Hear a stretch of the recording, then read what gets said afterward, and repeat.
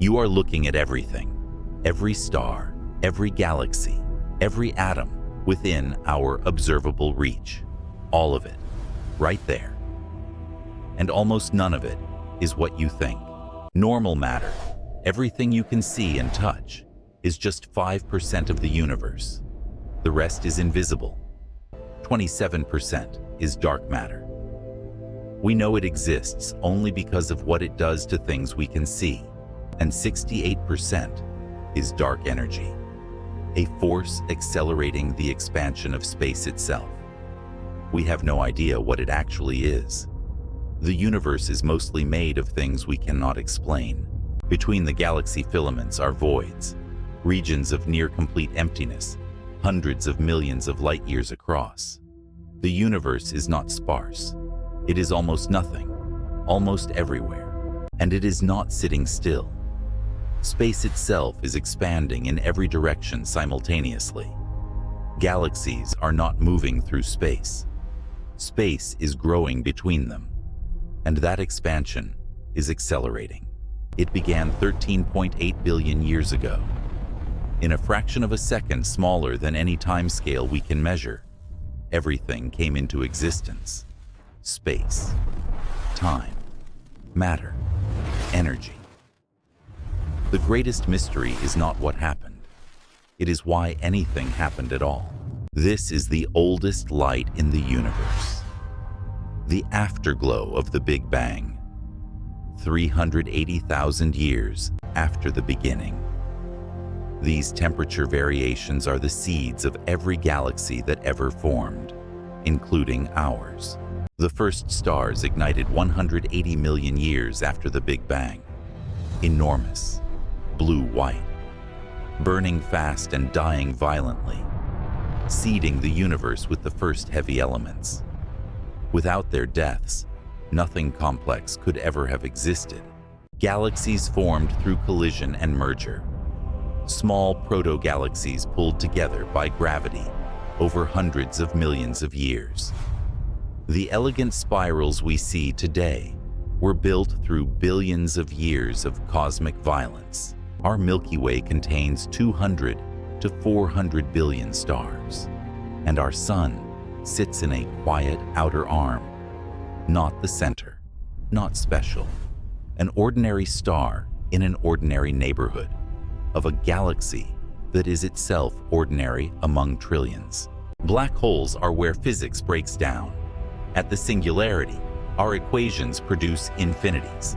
The math stops working, and that means our best theory of gravity is incomplete.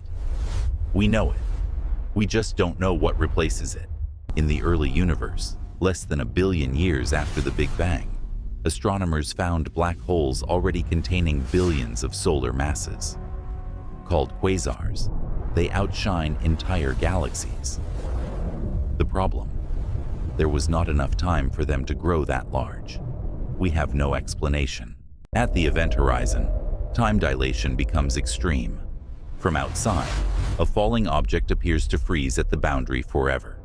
From the object's perspective, it crosses instantly. Same event. Completely different realities. This is not illusion. This is what space-time actually does. Stellar mass black holes form when stars more than 20 times the sun's mass collapse. In binary systems, a black hole slowly consumes its companion, pulling gas into a superheated disk brighter than most stars. Stellar death feeding on the living. When two neutron stars spiral together, they create gravitational waves, ripples in space-time itself. LIGO detected these in 2017, and in the collision fireball, the extreme environment forges gold, platinum, uranium. Every gold atom on Earth was made in a collision like this. The kilonova fireball glows gold, literally. The nuclear reactions inside the ejecta produce heavy elements that make the explosion glow gold in infrared. Astronomers have detected this. Violence on a cosmic scale, producing beauty we wear on our hands. A magnetar's magnetic field is roughly 1 trillion times stronger than Earth's. If one existed halfway to the moon, it would erase every credit card on the planet. At close range, it would disrupt the chemistry of every molecule in your body simultaneously. Black holes are not permanent. They slowly lose mass through quantum effects at the event horizon, what we call Hawking radiation. A solar mass black hole would take longer than the current age of the universe to evaporate, but eventually, every black hole ends. At the center of our galaxy sits Sagittarius A star, 4 million solar masses. We have watched stars orbit it for decades. One star completes a full orbit every 16 years, moving at 3% of the speed of light at closest approach. This is not theory. This is observed. In 4.5 billion years, Andromeda will collide with the Milky Way. Not a violent crash. Galaxies are mostly empty space, a slow gravitational merger lasting hundreds of millions of years. Our descendants, if any exist, will inherit a completely different sky. Pull back far enough and something extraordinary emerges. The universe is organized, on the largest possible scales, into a web. Filaments of galaxy clusters hundreds of millions of light-years long, connected at supercluster nodes, separated by vast emptiness. Each filament is a river of galaxies, flowing along dark matter highways toward the great supercluster nodes. The visible universe is just the luminous trace of an invisible architecture. Dark matter built the scaffolding. Everything else fell into it. Our Milky Way sits inside Laniakea, a supercluster 520 million light-years across. Every galaxy within it is being pulled toward a mysterious mass concentration called the Great Attractor. We are falling toward it at 600 kilometers per second. We only discovered this in 1986. Between galaxy clusters, astronomers have detected bridges of superhot gas at temperatures of millions of degrees. This gas contains a significant fraction of all normal matter in the universe and was only recently confirmed by X-ray observations. The cosmic web breathes. Scientists have noted a remarkable structural similarity between the cosmic web and the human brain.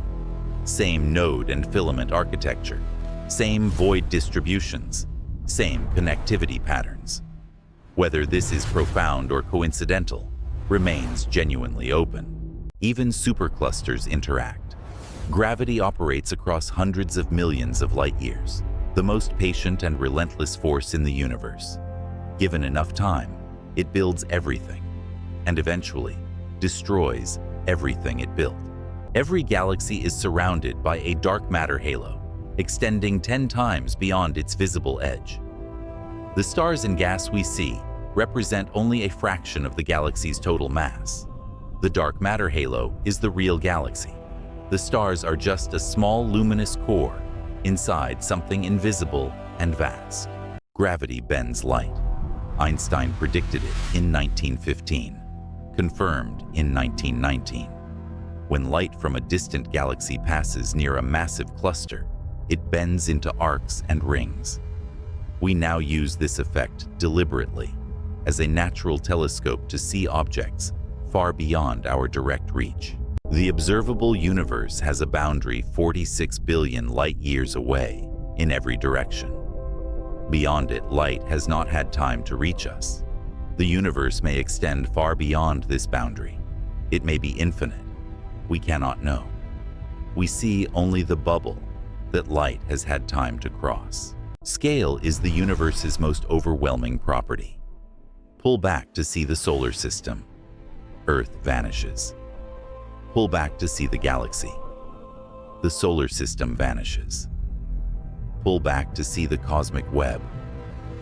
Every galaxy, including ours, becomes a single point of light among trillions. Astronomers have confirmed over 5,000 exoplanets. Hundreds are rocky worlds in their star's habitable zone. Our galaxy alone may contain tens of billions of potentially habitable worlds. And we have found not one signal, not one, from any of them. We have been broadcasting for about 100 years. Our radio bubble is only 200 light years across, in a galaxy 100,000 light years wide. We have barely whispered. If anyone is listening, the vast majority have not yet had time to hear us. The Fermi paradox is this: the universe is old enough, large enough, and has enough habitable planets that intelligent life should be detectable, if it exists. And yet, silence. Complete, total, universe-wide. No signals, no megastructures, nothing. Completely unsolved. One possibility is the Great Filter, a barrier somewhere in the development of intelligent life that almost no civilization survives. If it is behind us, we are extraordinarily rare survivors. If it is ahead, what we face may be what silenced everything else. Another possibility: civilizations advanced enough to build megastructures may have progressed beyond electromagnetic communication entirely. An advanced civilization may be as invisible to us as a conversation is invisible to a bacterium on the table between two people. Even if a civilization responded immediately upon receiving our signals, we would wait centuries for the reply. For civilizations thousands of light years away, the wait becomes longer than human civilizations have existed. Distance alone may explain the silence. And then there is the most confronting possibility: that we are genuinely, completely, cosmically alone. That in 2 trillion galaxies, across 13.8 billion years, this happened exactly once. Here, now. The silence may not be a mystery. It may be the answer. In 1977, astronomer Jerry Amon detected a signal so strong he wrote "wow" in the printout margin. It lasted 72 seconds. It came from the direction of Sagittarius. It has never been detected again. The universe offered one possible whisper, then went silent. We are not listening passively. SETI has scanned millions of star systems. China's FAST, the world's largest radio telescope, listens constantly. Every year of silence is its own data, narrowing where and how intelligence might exist. Even if only 1 in a trillion planets develops intelligent life, the universe should contain millions of civilizations. The silence in the face of these numbers is not just puzzling. It is one of the deepest unsolved problems in all of science. Dark energy is winning. The expansion it drives is accelerating. Every second, the universe grows faster. The most distant galaxy clusters are already receding faster than light. Not through any violation of physics, but because space between us is growing faster than light can cross it. In roughly 100 billion years, accelerating expansion will push every galaxy outside our local group, beyond the cosmic horizon. Permanently gone. The local group will have merged into one elliptical galaxy. Everything else, invisible, unreachable, forever. Over the next 100 trillion years, every star exhausts its fuel and dies. The most massive go first, then sun-like stars. Finally, the red dwarfs, burning so slowly they outlast everything. But eventually, all of them die. One by one, the lights go out. The last stars will be red dwarfs, dim, cool, extraordinarily slow burning. Some will live 10 trillion years. If life exists on their planets, it will inherit a universe almost completely dark. The blazing Milky Way we know will not exist for the last living things. After the stars die, their remnants persist. White dwarfs slowly radiate their heat over quadrillions of years, eventually becoming cold black dwarfs, dark, inert, indistinguishable from surrounding blackness.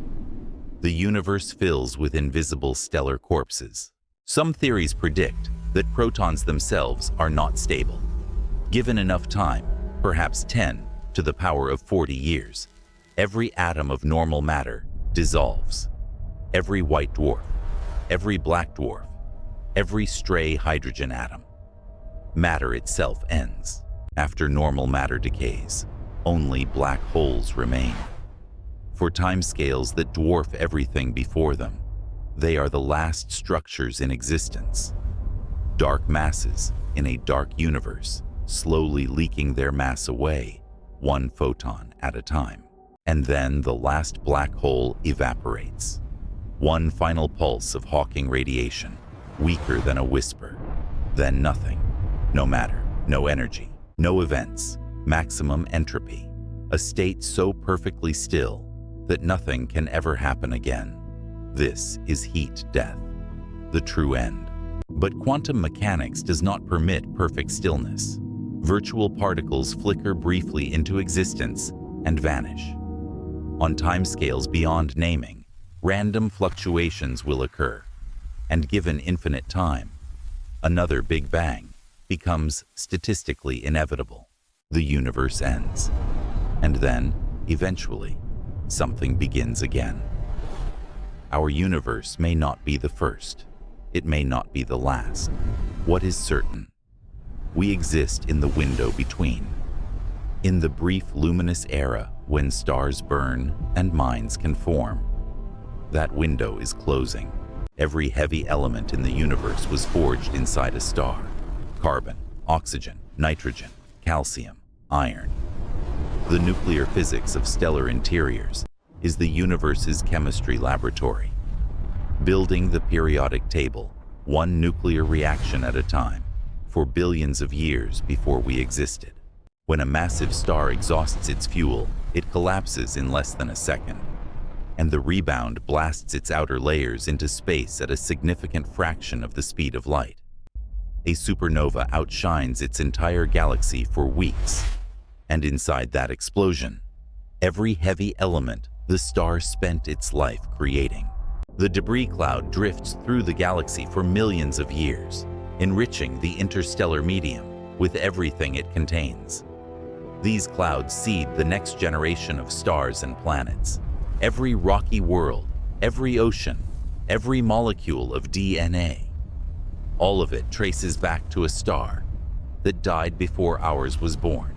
4.6 billion years ago, a cloud of gas and dust, enriched by the deaths of previous stars, began to collapse. At its center, enough mass accumulated to ignite fusion. Our sun was born, and in the remaining disk, gravity assembled the planets, including one at just the right distance. On that small rocky world, chemistry organized itself into something extraordinary. Molecules that could copy themselves. And over billions of years of variation and selection, those self-copying molecules produced every form of life that has ever existed, including the form watching this right now. The carbon in your body was forged in a stellar core. The iron in your blood, produced in a supernova. The calcium in your bones, scattered by a stellar explosion billions of years before Earth existed. You are not made from the universe. You are the universe, rearranged into something that can think. And this thing the universe has become, that can look back at the cosmos and ask questions, is extraordinarily rare. In 13.8 billion years, on at least one planet, matter organized itself into something that could wonder about its own origin. The universe became curious about itself. Every star in the night sky shows you the past. The sun you see is 8 minutes old. The nearest star, 4 years old. Andromeda, visible to the naked eye, 2.5 million years old. You have never seen the universe as it is, only as it was. We are all looking at ghosts. A photon leaves a distant galaxy millions of years ago, crosses the void between galaxy clusters, passes through the Milky Way, travels the final 8 minutes from the sun, hits your retina, and you call it starlight, ancient energy, modern eyes, a connection across unimaginable time. The universe spent 13.8 billion years making something that could look up at it and recognize what it was seeing. In your eye, right now, photons that traveled billions of years are becoming an experience, the universe observing itself. That is what you are. That is what this is. The physical constants of our universe are set to values that permit complexity. Change gravity's strength by a small fraction. Matter collapses to black holes before stars can form. Atoms never exist. Chemistry never begins. The universe remains empty of everything we call structure. Weaken the strong nuclear force slightly. Protons and neutrons cannot bind. No atomic nuclei, no atoms, no molecules. The universe becomes a structureless soup of free particles, slowly cooling toward a cold, featureless end. No stars, no chemistry, no possibility of anything. And then there is this universe, where the constants are exactly right, where hydrogen fuses, heavy elements accumulate, stars burn for billions of years, planets form, chemistry organizes itself, and minds emerge to notice that they exist. Either extraordinary luck or something more profound. One possible explanation is the multiverse. Ours is one of countless universes, each with randomly assigned physical constants. We find ourselves in a life-permitting universe, not because it was designed for us, but because we could only ever exist somewhere that permits our existence. At the quantum level, the universe does not behave the way intuition suggests. Particles exist in multiple states simultaneously, until observed. Entangled particles influence each other across any distance instantly. Quantum mechanics works perfectly and makes no intuitive sense whatsoever. Einstein showed us that space and time are one fabric, space-time, and mass bends it. What we call gravity is not a force reaching across space. It is the shape of space-time itself, confirmed to extraordinary precision and still completely incompatible with quantum mechanics. The speed of light is not just fast, it is the absolute maximum speed at which anything can travel, in any direction, by any means, under any circumstances. This is not a technological limitation, it is a property of space-time. The cosmic web is a prison we can map, but never fully explore. Dark energy is the biggest unsolved problem in physics. Our best quantum mechanical calculation of what it should be is off from what we observe by a factor of 10 to the power of 120, the largest error in the history of science. And we do not know why. JWST is showing us galaxies that formed within the first few 100 million years. Galaxies that, according to our models, should not have been able to form that quickly. Already, it has found things that require us to revise what we thought we knew. Every better instrument reveals a stranger universe. We are small, cosmically unambiguously, mathematically small, and we are brief. But we looked up. We asked. We built instruments to see further. We wrote down what we found. We told each other.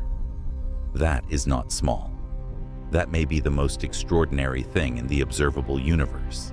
We are at the beginning of something. For the first time in the history of life on Earth, a species is preparing to become multiplanetary. The decisions made in the next few centuries will shape the trajectory of intelligence in this corner of the universe for millions of years, if we make it. Mars has been waiting 4.5 billion years. Ancient dried river valleys tell us water once flowed freely on its surface. It is a world with deep history and no current witnesses. That may soon change. Beneath Europa's ice shell lies a global ocean containing more water than all of Earth's oceans combined. Liquid for billions of years, heated by Jupiter's tidal gravity. If life exists anywhere else in the solar system, Europa is among the most likely candidates. We haven't looked yet. We are going to look. Voyager 1, launched in 1977, is now more than 23 billion kilometers from the Sun, still transmitting, still operating. A 46-year-old spacecraft is the most distant human-made object in existence. We built something that has outlasted the civilization that made it. Almost. We are in an outer arm of the Milky Way, not the center, not special. And yet, from this unremarkable position, we have reconstructed the history of the universe back to 380,000 years after its beginning. Not bad for a species that invented writing 5,000 years ago. In 2015, LIGO detected gravitational waves from two black holes merging 1.3 billion light-years away. The instrument measured a displacement smaller than 1,000th the diameter of a proton. We built something sensitive enough to feel the universe's most subtle disturbances. In 2019, the Event Horizon Telescope captured the first image of a black hole's shadow. 6.5 billion solar masses, 55 million light-years away. An object that by definition does not let light escape. We saw its outline against the light orbiting it. This is what humans do when we try. The next generation of telescopes, currently being designed, will directly image Earth-sized planets around nearby stars and analyze their atmospheric chemistry. If life exists within 30 light-years, we may be able to detect its chemical signature within decades. We are just getting started. This is what we are defending. One planet, one biosphere, one civilization. The fact that any of this happened, that matter organized itself into something that could understand where it was, is so improbable that calling it remarkable feels inadequate. You are looking at everything. You know that now in a way you did not 12 minutes ago. Every star, every galaxy, every gold atom forged in a neutron star collision, every mind that ever looked up and wondered, all of it, right there. And we are, against all odds, awake inside it. Last light years, every week, deep space documentaries that treat you like an adult. If this gave you something, subscribe. The universe is 13.8 billion years old. We have barely started explaining it. Next week, pulsars. Neutron stars spinning hundreds of times per second, sweeping space with gamma-ray beams like cosmic lighthouses. Initially mistaken for alien signals, the universe is full of objects stranger than anything we could invent. Coming soon. The complete history of supernovae. How stellar deaths built the atoms in your body. How a single explosion outshines an entire galaxy. And how we used dying stars as rulers to measure the universe itself. Coming. The search for life. How we read exoplanet atmospheres. What biosignatures we are looking for. How close we are to an answer that will change everything. When the Fermi paradox breaks, in either direction, it will be the most significant discovery in human history. The observable universe is 93 billion light-years across, finite, bounded. Beyond its edge lies more universe, possibly infinite, that we can never access or observe. We live in a luminous bubble inside something we cannot see the edge of. We always will. In a patch of sky the size of a grain of sand held at arm's length, Hubble found 10,000 galaxies, each one a complete universe of hundreds of billions of stars. Each one separated from us by distances so vast, the light left before the sun existed. The universe is not short of wonders. Every observatory on Earth collects photons that traveled millions of years to arrive at that exact point. We built these things deliberately, to understand where we are. That impulse, curiosity about our place in the cosmos, is one of the most remarkable things about being human. 13.8 billion years of cosmic history led to this moment. The Big Bang, first stars, first galaxies, the solar system, 3.8 billion years of evolution, then modern humans, then writing, mathematics, science, then radio telescopes, space travel, quantum mechanics. We got here very recently. In 1968, William Anders photographed Earth rising over the lunar horizon. That image helped launch the environmental movement. It changed politics. It changed art. One photograph, one perspective shift. The right view of our place in the universe can change everything. The universe is stranger than you were told, darker than you expected, more beautiful than words can hold. And you are, against all statistical expectation, awake inside it, curious enough to ask, alive long enough to wonder.